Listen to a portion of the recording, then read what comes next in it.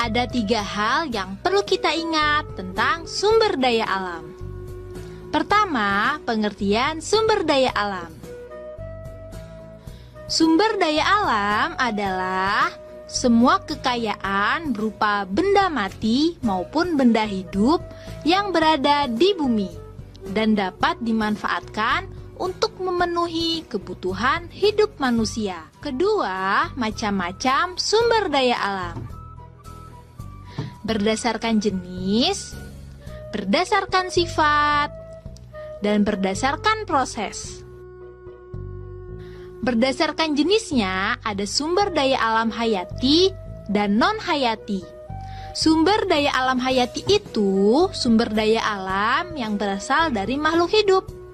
Contohnya, tumbuh-tumbuhan dan hewan. Manfaat bagi manusia antara lain sebagai bahan makanan.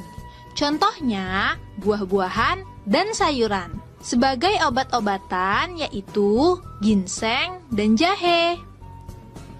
Sebagai bahan bangunan contohnya pohon jati dan pohon kelapa. Sedangkan sumber daya alam non-hayati yaitu sumber daya alam berasal dari makhluk tak hidup. Contohnya air, sinar matahari, dan tanah. Manfaatnya bagi manusia antara lain sumber minuman, contohnya air mineral. Sumber penerangan, contohnya sinar matahari. Bahan bangunan, contohnya tanah atau pasir. Selanjutnya, kita akan membahas sumber daya alam berdasarkan sifatnya. Ada sumber daya alam yang terbarukan dan sumber daya alam tak terbarukan. Sumber daya alam terbarukan adalah sumber daya alam yang dapat disediakan kembali setelah habis digunakan. Sumber daya alam terbarukan mempunyai sifat pulih kembali. Dengan sifat pulih tersebut, sumber daya alam dapat terus digunakan. Contohnya, air, tumbuhan, dan hewan.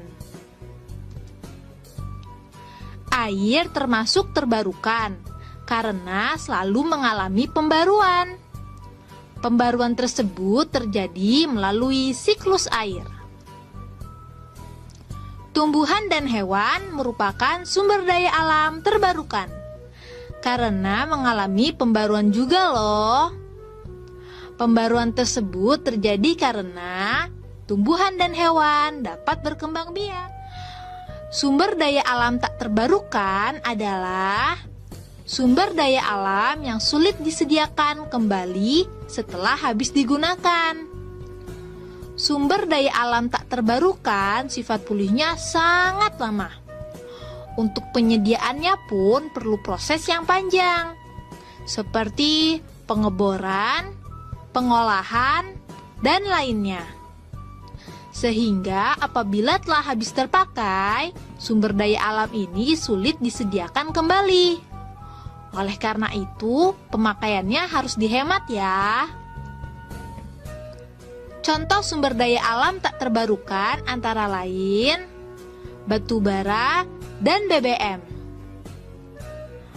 Batu bara dimanfaatkan sebagai bahan bakar pembangkit listrik, produksi besi, dan baja, bahan bakar pembuatan semen, dan lainnya. Sedangkan BBM itu bermanfaat sebagai bahan bakar kendaraan, bahan bakar kompor, dan lainnya. Sekarang kita akan mempelajari sumber daya alam berdasarkan prosesnya. Sumber daya alam berdasarkan prosesnya itu ada yang langsung digunakan dan ada yang tidak langsung digunakan.